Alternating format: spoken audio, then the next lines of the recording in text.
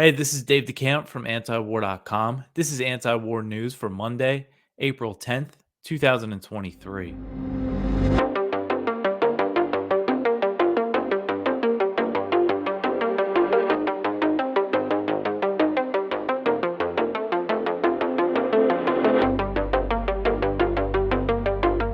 All right, the first story at the top of antiwar.com today. Leaked document shows that NATO special operations forces are inside Ukraine. So, a Pentagon document that has appeared on the internet as part of a trove of leaks shows the number of NATO special operations forces that are inside Ukraine.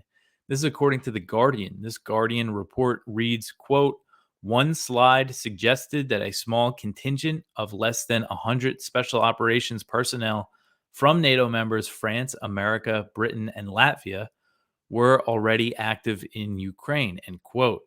So according to a copy of the document that's circulating on Twitter, I, don't know 100% for sure that this is the document, but I've seen a lot of copies of it floating around.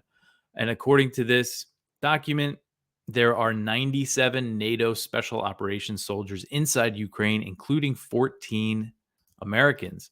So Michael Tracy actually posted this on his Twitter. He zoomed in on the part that shows the special forces. And again, it shows 14 Americans. It says 50 personnel from Great Britain, um, 15 from France, 17 from Latvia. And then it shows one from NLD, which I'm guessing is the Netherlands. I don't know why they would just send one person over there, but the total is 97. So 97 special operations forces. And this isn't embassy security. This is separate from that. So the French government denied on Saturday that its forces were inside Ukraine. This is a statement from the spokesman for the Minister of France's Armed Forces. They said, quote, there are no French forces engaged in operation in Ukraine. The documents cited do not come from the French armies. We do not comment on documents whose source is uncertain, end quote. So the New York Times first reported on these leaked documents on Thursday, and I covered them just briefly on the show on Friday. And what they show is these initial documents show the U.S. planning for a Ukrainian counteroffensive. And this does appear to be authentic as the Biden administration is really scrambling and trying to do some damage control here. And the Justice Department launched an investigation into the leaks. And then a new batch of documents surfaced on Friday, and that extends beyond Ukraine. It includes reports, intelligence reports on China, North Korea, Iran, and other areas around the world. According to the Washington Post, the Pentagon restricted the flow of intelligence in response. A U.S. official said that move revealed a high level of panic among Pentagon leadership. So one of the documents, one of the slides, it showed that there were fewer Russian casualties than Ukrainian casualties in the war. And again, these are Pentagon estimates. And it looks like that one document was altered, but according to the Washington Post, that was the only one.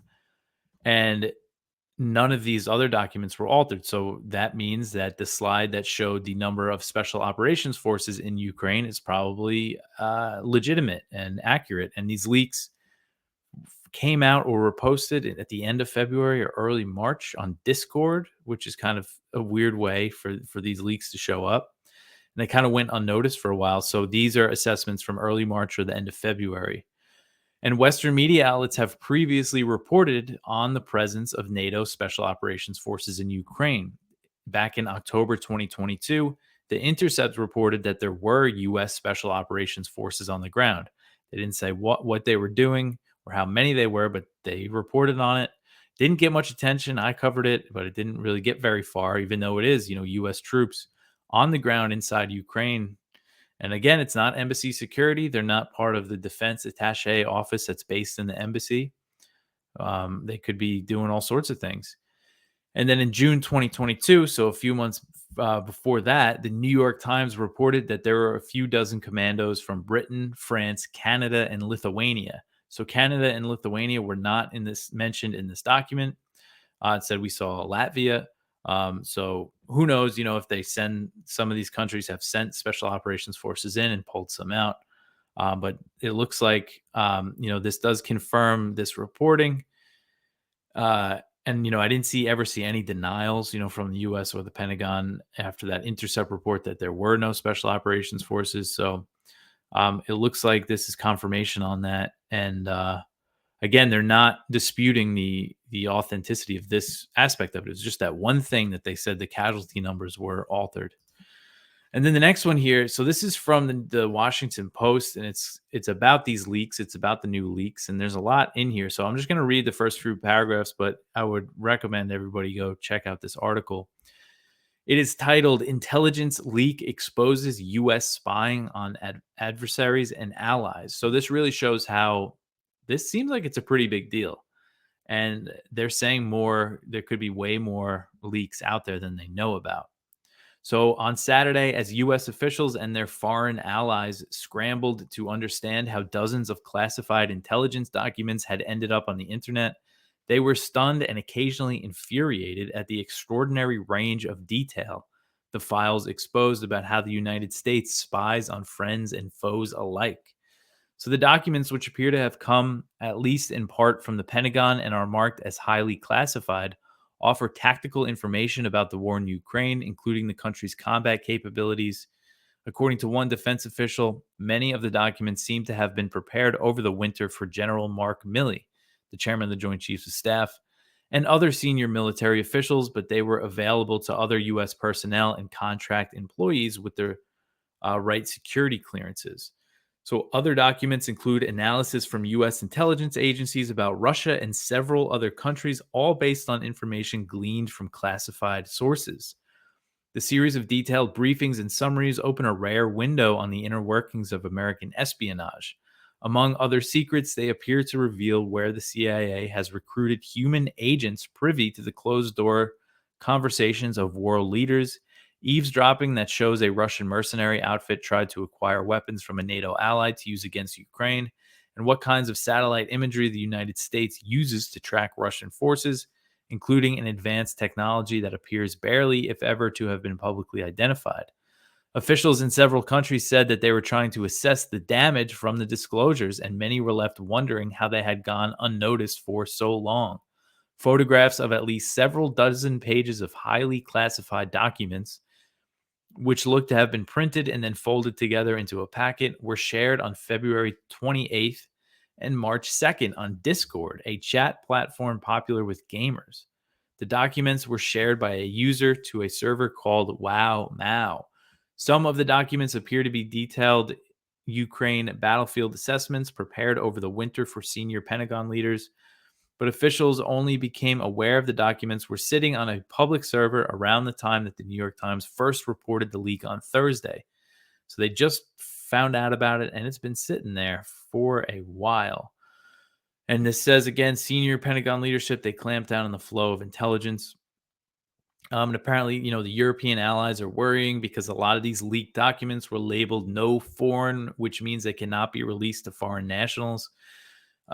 So I think a lot of other countries are not happy with these leaks. Ukraine isn't happy. And the Justice Department opened an investigation. So we will see how this goes. And the Washington Post reviewed 50 pages, and they say it involved nearly every corner of the U.S. intelligence apparatus. The documents described intelligence activities at the National Security Agency, the CIA, the Defense Intelligence Agency, law enforcement agencies, and the National Reconnaissance Office. So we have to, I'm going to try to, see as many of these documents as I can. It was easy to find the initial ones on Ukraine. I didn't have too much time to look around for the other ones, but very curious to see what else it has.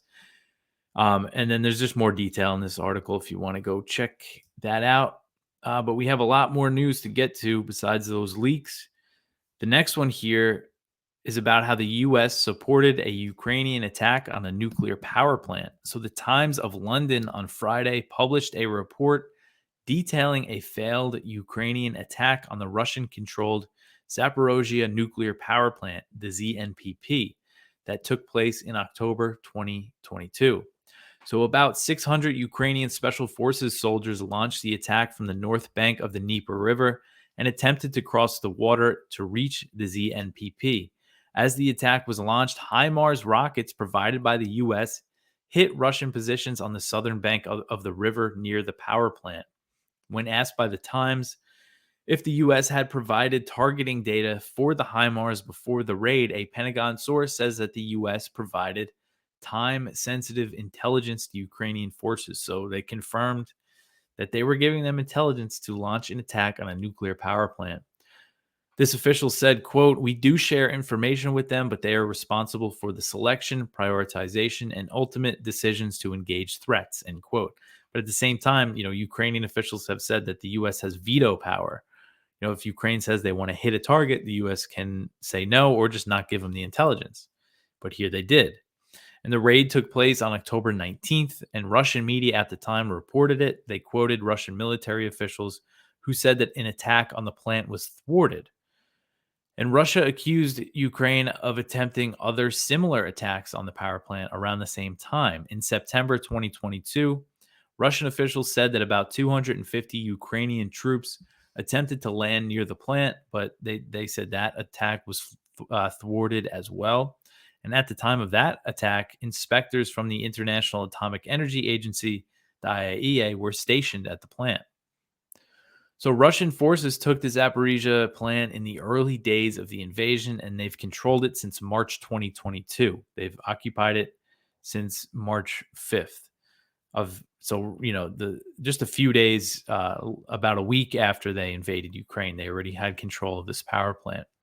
And Rafael Grossi, the head of the IAEA, he actually visited the plant last week, and he warned against attacks on nuclear facilities while he was there. He also warned against the militarization of a nuclear plant. Grossi said, quote, "It is very, very important that we agree on the fundamental principle that a nuclear power plant should not be attacked under any circumstances.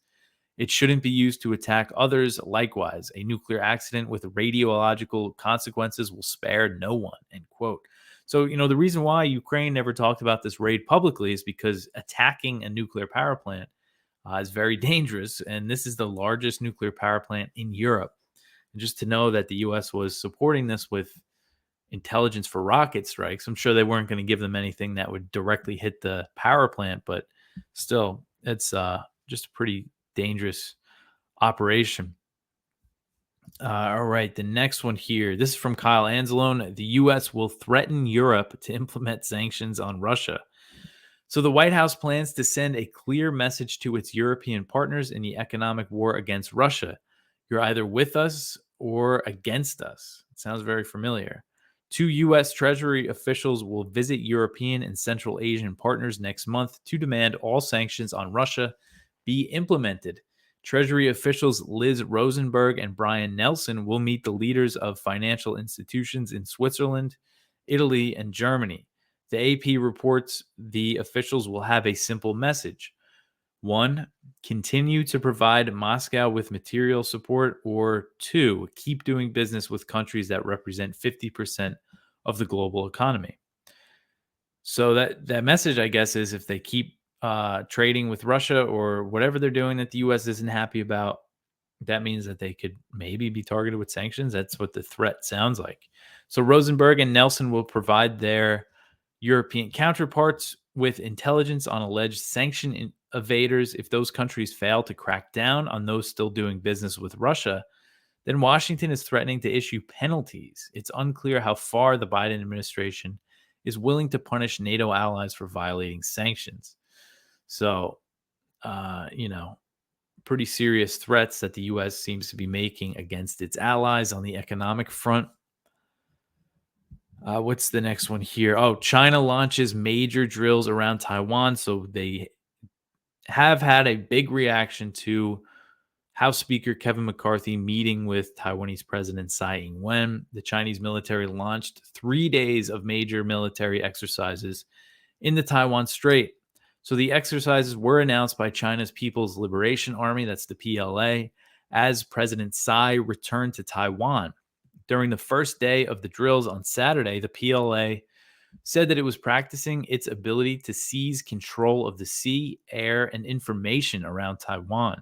So Shi Yi, a spokesman for the PLA's Eastern Theater Command, that's the command responsible for the Taiwan Strait, he made clear that the drills were a response to Tsai's meeting with McCarthy. She said, quote, This is to send a serious warning against Taiwan independence, separatist forces, and their collusion with foreign forces to stir provocations, end quote. So the meeting made McCarthy the highest level U.S. official to ever meet with a Taiwanese president since Washington severed diplomatic relations with Taipei to open up with Beijing in 1970 since 1979. Sorry. So 79 was the year that the U.S. formally ended relations with Taiwan. And McCarthy is now the highest level official to meet with a Taiwan leader in the United States since then. And McCarthy is also only the third House Speaker to meet with a Taiwanese leader. According to the South China Morning Post, the Saturday drills involved a rocket team from the PLA's Eastern Theater Command, destroyers, frigates, missile boats, fighter jets, bombers, and electronic warfare planes. Taiwan's defense ministry said that it detected 71 PLA aircraft and 9 vessels, including 45 planes that crossed the median line, which is an informal barrier that separates the two sides of the Taiwan Strait. China used to very rarely cross that median line, but that has changed since Nancy Pelosi went to Taiwan. That was in August 2022. Now they regularly cross the median line. Of course, they launched their largest ever military drills around Taiwan when Pelosi visited, included a simulated blockade. They fired missiles over the island. These drills aren't as big, but they're huge. I mean, this is their largest exercises since the Pelosi visit. The PLA did put on a similar show of force back in December in response to President Biden signing the 2023 National Defense Authorization Act into law, because that included unprecedented military aid for Taiwan and other measures to increase U.S. support for the island. But that was only for one day. So this is 3 days. And then on Sunday, when the drills continued, Chinese state media reported that they were focused on simulating strikes on Taiwan.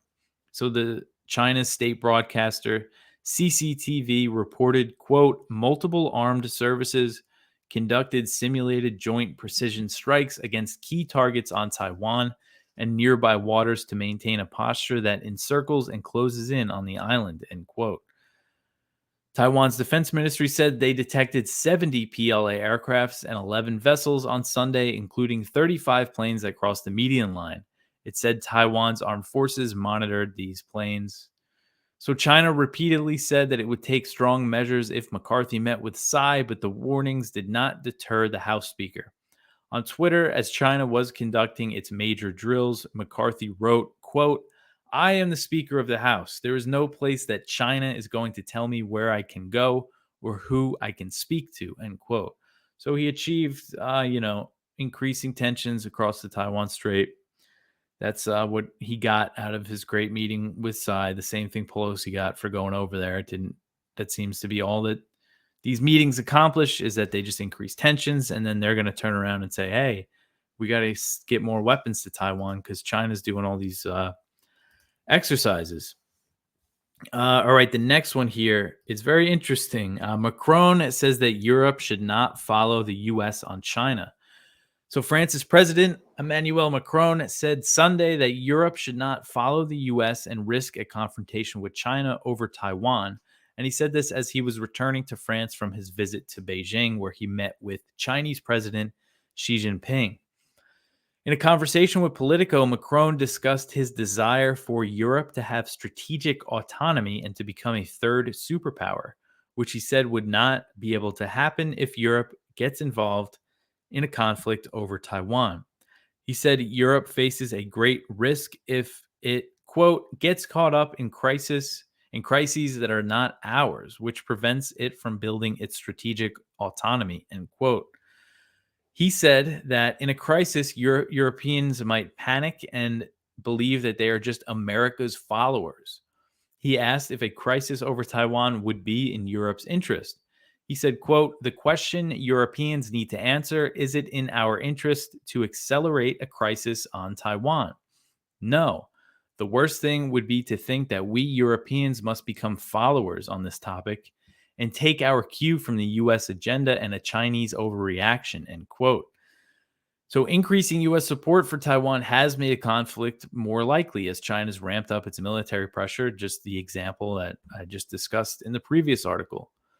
Macron added that Europeans don't have the credibility to really threaten to intervene in Taiwan anyway, looking at this realistically.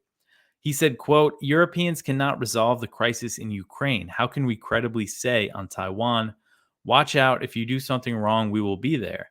If you really want to increase tensions, that's the way to do it, end quote. Macron broke with the U.S. over Beijing's efforts to broker a peace deal to broker peace talks between Russia and Ukraine. And I went over that in the last show. How while he was in China, he said, "Xi, I'm counting on you to bring Russia and Ukraine to the negotiating table."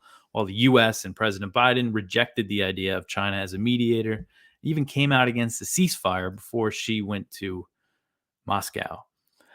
All right, the next one here, more tensions over Taiwan. McCall says that sending troops to fight China over Taiwan is on the table. So, Representative Michael McCall, Republican from Texas, the chair of the House Foreign Affairs Committee, he has said that sending troops to fight China over Taiwan would be on the table as a response to a Chinese attack. When asked by Fox News if the U.S. would send troops, he said, quote, if communist China invaded Taiwan, it would certainly be on the table and something that would be discussed by Congress and with the American people. Are they prepared to do this? Is Taiwan worth it? I can argue for a lot of reasons why it is, end quote. So McCall said that to send troops, Congress would need to authorize the deployment or issue a formal declaration of war.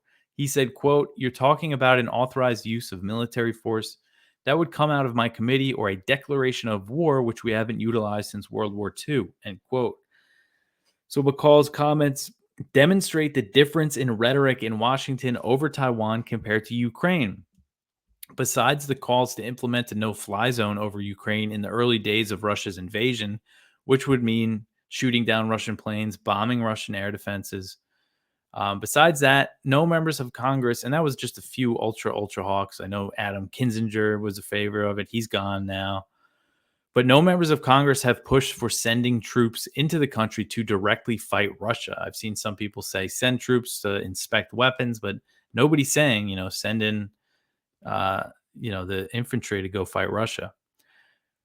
The implication of a direct war between the U.S. and Russia is that it could quickly go nuclear, which is why you would think that's not something that's on the table. China's nuclear arsenal is vastly smaller than Moscow's, but the risk of nuclear war still exists in the event of a direct US-China clash, but American officials don't seem to care. Doesn't seem to be part of the conversation even. So McCall actually kind of sounds like a dove compared to what President Biden has been saying on this issue. In September 2022, President Biden vowed that he would send troops to Taiwan to fight in the event of a Chinese attack. He was asked explicitly if, unlike Ukraine, American men and women would be sent to defend Taiwan, and Biden replied yes. He didn't say anything about, a conversation with the American people or an authorization for war. He just said, yep, I'm sending them. And the White House didn't walk that back. So McCall said that conflict with China is the last resort and that the U.S. would focus on deterrence. Deterrence, that's the word that you're going to always hear from these China hawks. But I think it's very clear now that China's actions and rhetoric show that this support isn't deterrence. To them, it's provocation, and it's going to make a war more likely. And McCall actually made these comments in Taiwan. He led a bipartisan delegation to the island to meet with President Tsai Ing-wen. So as soon as she gets back from this trip, meeting with McCarthy, there's McCall is there waiting for her. And, it just goes to show they're just relentless. And this is just going to keep going in a really bad direction. All right. So the next one here, good news, rare good news, but this is very good news. A Saudi delegation arrived in Yemen for peace talks. So a Saudi delegation has arrived in the Yemeni city of Sana'a to negotiate with the Houthis, as multiple reports have indicated that a peace deal between the warring sides is near. Omani officials also arrived in Sana'a this weekend as Muscat has been brokering talks between the Saudis and the Houthis. So according to Houthi media, the head of the Houthi Supreme Political Council, Mahdi al-Mashat, will meet with the Saudi and Omani envoys to discuss ending hostilities and lifting the blockade. So the Houthis' main demand for a peace deal has been a complete lifting of the blockade. that the U.S. backed Saudi led coalition has imposed on Yemen since 2015. They also want government salaries to be paid using revenue from Yemeni oil and gas exports. Sources told Reuters that the Saudi Houthi talks will focus on fulfilling these conditions. The Saudis and the Houthis reached a ceasefire agreement last year that lasted from April 2022 until October 2022. And while that ceasefire has technically expired, there have still been no Saudi airstrikes in Yemen or Houthi attacks inside Saudi Arabia. A source from the Saudi backed Yemeni government told AFP on Saturday that the Saudis and Houthis have agreed in principle on a 6-month truce to pave the way for 3 months of talks on establishing a 2-year transition that would lead to a permanent settlement. So they're not just talking about extending the ceasefire, they're talking about really ending this war, which is really great. And other media reports have said that a deal should be reached soon, including one from El Mayadeen, which is based in Lebanon. They said that the Saudis will announce an end to the war. So, yeah, this is good. Hopefully, this follows through. I mean, the Saudis are in Sana'a, in the Houthi-controlled capital. So that's definitely a really good sign. And again, there's all these reports from all sides: Houthi media, more, pro-Saudi media, Western media. It's everywhere right now. So hopefully, the news comes soon that they reached a deal and that they could really end this war. All right. And it doesn't look like the US is involved in this at all. I mean, it just goes to show how, they don't care about peace in Yemen or peace anywhere. That's the Saudis that are deciding to finish this war before the US really pushed them to. Although a lot of the pressure from Congress and the lobbying in DC definitely had an impact on the Saudi decision over time. It did become politically difficult for the US to keep supporting them, even though Biden, did in his way.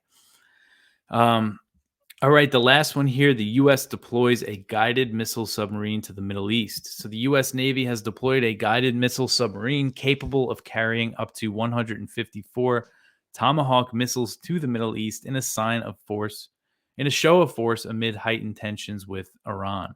So Commander Timothy Hawkins, he's a spokesman for the U.S. Navy's Fifth Fleet, which is based in Bahrain, announced the deployment on Saturday.